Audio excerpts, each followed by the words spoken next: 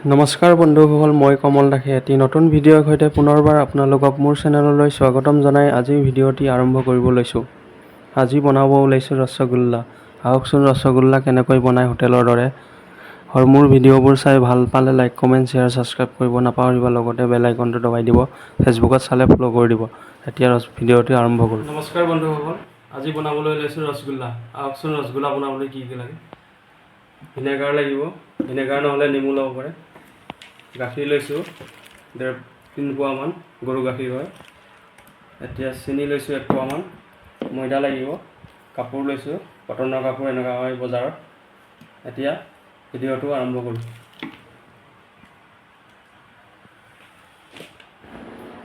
গাখীৰ 3 পোৱামান লৈছোঁ, গৰু গাখীৰ হয়।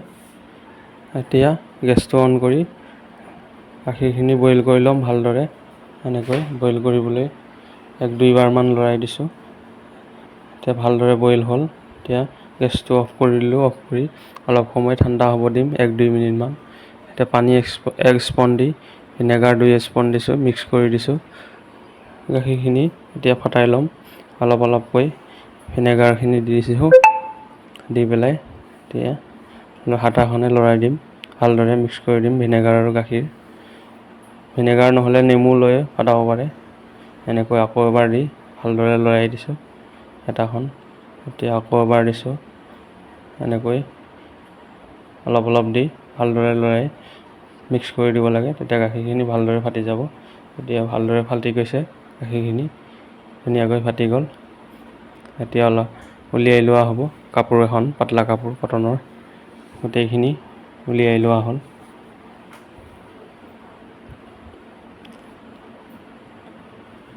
গাখীৰ ধুনীয়া হৈছে, চানাখিনি সেইখিনি উলিয়াই লোৱা হ'ল। চেক কৰি চাইছোঁ, বঢ়িয়া হৈছে। ঢিলা হ'ব নালাগে, এনেকৈ মিডিয়াম হ'ব লাগে গাখীৰ চানা। এতিয়া পানী দি ধুই লৈছোঁ, অলপ পানী দি পেলাই ধুই লৈছোঁ। চানাৰ পানী, টেঙা পানীখিনি থাকিব নালাগে। এনেকৈ ভালদৰে বহলাই দি দবাই দিছোঁ। দবাই দি ওপৰত ওলোমাই থৈছোঁ।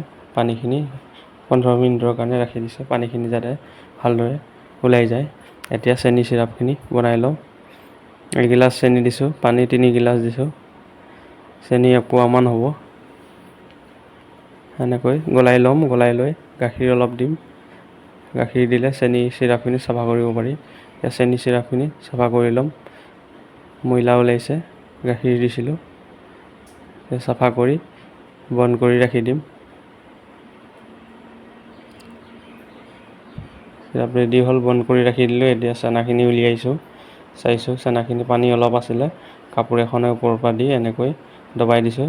পানীখিনি টানি ল'ব। আকৌ এবাৰ দবাইছোঁ। এনেকৈ ওপৰৰ পৰা দবাই দিব লাগে কাপোৰ এখন লৈ। এতিয়া চেক কৰি চাইছোঁ, পানী থাকিলে মানে আকৌ দবাই দিছোঁ, যাতে পানী থাকিব নালাগে। এনেকৈ ভালদৰে মিক্স কৰিম হাতৰ মাজত লৈ। হাতৰ তলুৱাই দি এনেকৈ দবাব লাগে। চানাখিনি ভালদৰে মিক্স কৰিব লাগে। এনেকৈ 10 মিনিটমান মিক্স কৰিব লাগিব হাতৰ মাজেদি লৈ। এতিয়া ময়দা দিছোঁ, সৰু স্পুন দি 2 স্পুন ময়দা দি ভালদৰে মিক্স কৰি ল'ম। ময়দা নহ'লে কৰ্ণফ্ল'ৰ দিব পাৰে। কৰ্ণফ্ল'ৰ নিদিলে খালি গাখীৰ দি, চানা দিও বনাব পাৰে, খালি গাখীৰ দি একো নিদিয়াকৈ। এনেকৈ ভালদৰে মিক্স কৰি ল'লোঁ। গাখীৰত চানাৰ পৰা তেল ওলাই যাব লাগিব। এনেকৈ মাৰোঁতে তেল ওলাই গ'লে তেতিয়া ৰেডি হ'ব গাখীৰৰ চানাখিনি। এতিয়া তেল তেল হৈ গ'ল হাতত। এতিয়া গোল কৰি ল'ম। তেল তেল হ'ব লাগে, তেতিয়া ৰসগোল্লা ৰেডি হ'ব। তেল নোলোৱালৈকে মঠি থাকিব লাগে চানাখিনি। এতিয়া গোল কৰি ল'ম, ভালদৰে গোল কৰি লৈছোঁ। ফাটিব নালাগে। এতিয়া গেছটো অন কৰি বইল হ'ল চানাখিনি, এটা এটাকৈ ৰসগোল্লা দি দিছোঁ গোটেইকেইটা। এনেকৈ দেখাইছোঁ। চাইজটো সৰু সৰু বনাইছোঁ, বেছিকৈ বনাইছোঁ সৰু সৰু কৰি। ডাঙৰকৈও বনাব পাৰে।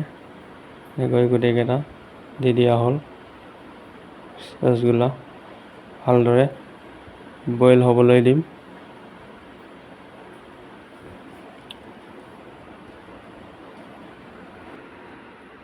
এতিয়া লৰাই দিছোঁ 1-2 বাৰমান। লৰাই দি ঢাকন লগাই দিম। ভালদৰে সিজিব তেতিয়া ঢাকন লগালে। পাৱাৰটো বঢ়াই দিব লাগে প্ৰথমতে।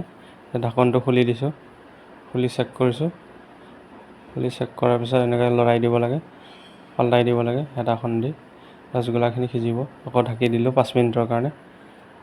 5 মিনিটৰ পিছত আকৌ উলিয়াই চাইছোঁ, ভালদৰে ফুলি আহিছে ৰসগোল্লা, ধুনীয়াকৈ ফুলিছে। এতিয়া পাল্টি কৰি দিছোঁ ৰসগোল্লাখিনি, গোটেইখিনি পাল্টি কৰাৰ পাছত আকৌ ঢাকি দিয়া হ'ব। এনেকৈ লৰাই দিব লাগে। এতিয়া পানী অলপ দিছোঁ, ফুল স্কিমত পকালে পানী অলপ দি দিব লাগে, পানীখিনি শুকাই যায়। দাঁত থাকিব নালাগে, চেনিখিনি অলপ পানী দি দিব লাগে। 5 মিনিটমান পকাৰ পেলাই ঢাকি পেলাই আকৌ ঢাকি দিম 5 মিনিটৰ কাৰণে। আকৌ 5 মিনিটৰ পিছত চেক কৰা হ'ব। আকৌ চেক কৰিছোঁ, এতিয়া ধুনীয়াকৈ ফুলি উঠিছে। আকৌ লৰাই দিছোঁ, লৰাই পেলাই পানী অলপ দি আকৌ বইল কৰিম 5 মিনিটৰ কাৰণে। এনেকৈ পাল্টি কৰি দিলোঁ। এতিয়া আকৌ ঢাকি দিলোঁ। 5 মিনিটৰ পিছত আকৌ উলিয়াই দিছোঁ, ধুনীয়াকৈ ঢাক খাইছে। এতিয়া ৰসগোল্লা ধুনীয়াকৈ ফুলি আহিছে। আকৌ অলপ পানী দিছোঁ, চেনিখিনি ডাঠ হৈ যায়, সেইটো কাৰণে পানী অলপ অলপ দি পাল্টি কৰি দিব লাগে। ৰসগোল্লাখিনি পাল্টি কৰাৰ পিছত আকৌ ঢাকি দিব লাগে। গেছৰ পাৱাৰটো ফুল কৰি ৰাখিব লাগে। এনেকৈ পানী অলপ দি দিলোঁ, এনেকৈ লৰাই দিছোঁ, লৰাই দি আকৌ ঢাকি দিয়া হ'ব 5 মিনিটৰ কাৰণে। 20-25 মিনিটমান বইল কৰিব লাগে। এতিয়া পাল্টাই দিছোঁ আকৌ ৰসগোল্লাখিনি পাল্টি কৰাৰ পিছত। এতিয়া পানী আকৌ দিম 5 মিনিটৰ মূৰে মূৰে পানী অলপ অলপ দিব লাগে, যাতে ডাঠ হৈ যাব নালাগে চেনিখিনি। ডাঠ হৈ গ'লে চেনি চিৰাপখিনি নাটানিব ৰসগোল্লাই। এতিয়া আকৌ বইল হোৱাৰ পিছত ঢাকন লগাই দিম। আকৌ 5 মিনিটৰ কাৰণে ঢাকন লগাই দিলোঁ। এতিয়া চেক কৰি চাইছোঁ, এতিয়া পাল্টাই কৰি দিছোঁ ভালদৰে। পাল্টি কৰাৰ পিছত পানী খুৱাই ল'ম ৰসগোল্লাখিনি ভালদৰে। 5 মিনিটৰ পিছে পিছে পানী খুৱাব লাগে। এতিয়া পানী খুৱাই লৈ চেক কৰি লোৱা হ'ব ৰসগোল্লা সিজিছে নে নাই। এতিয়া পাল্টি চাই লৈছোঁ, চেক কৰি পাল্টি কৰি আছোঁ। ৰসগোল্লা ৰেডি হ'ব হৈছে, ধুনীয়াকৈ ফুলি উঠিছে। এতিয়া বইল হোৱাৰ পাছত বন্ধ কৰি দিয়া হ'ব। এতিয়া চেক কৰি চাম, এনেকৈ পানীত দি দিলে যেতিয়া ডুবি যাব তেতিয়া ৰসগোল্লা পকিছে বুলি গম পাব। বাতি এটাত লৈ পানীত সোমাই দিব লাগে। এতিয়া পানীত ডুবি গ'লে ৰসগোল্লা পকি গৈছে। এতিয়া গোটেইখিনি ৰসগোল্লা পানীত উলিয়াই লোৱা হ'ব, যাতে ৰসগোল্লাখিনি বঢ়িয়া হয়। এনেকৈ ঠাণ্ডা কৰিব লাগে ৰসগোল্লা। গোটেইখিনি পানীত উলিয়াই লৈছোঁ, ঠাণ্ডা পানীত উলিয়াই ফ্ৰিজত ৰাখিলে বেছি ভাল হয়। ফ্ৰিজ নহ'লে পানীত সুমিয়াই 4-5 ঘণ্টাৰ কাৰণে ৰাখি দিব লাগে। এতিয়া স্পঞ্জ নিচিনা হয় ৰসগোল্লা, বহুত টেষ্টি হয় খাবলৈ। এতিয়া গোটেইখিনি উলিয়াই ৰাখি দিয়া হ'ল 5 ঘণ্টাৰ কাৰণে। এতিয়া পানীখিনি চেপি পেলাই চেনি চিৰাপত দিম। এতিয়া চাইছোঁ স্পঞ্জৰ নিচিনা হৈছে, চেপি পেলাই চিৰাপত দি দিম, ফুলি উঠিব আকৌ চিৰাপত দিয়াৰ পিছত আকৌ ফুলি উঠিছে। আকৌ এটা চেপি দিম, পানীত আছিলে, পানীৰ পৰা এতিয়া চিৰাপত দিছোঁ। 5 ঘণ্টাৰ কাৰণে ৰাখি দিয়া আছিলে, চেপি চেপি পানীখিনি উলিয়াই চেনি চিৰাপত দিছোঁ। তেতিয়া স্পঞ্জৰ নিচিনা হয় ৰসগোল্লা, বহুত টেষ্টি হয় এনেকৈ ৰাখিলে।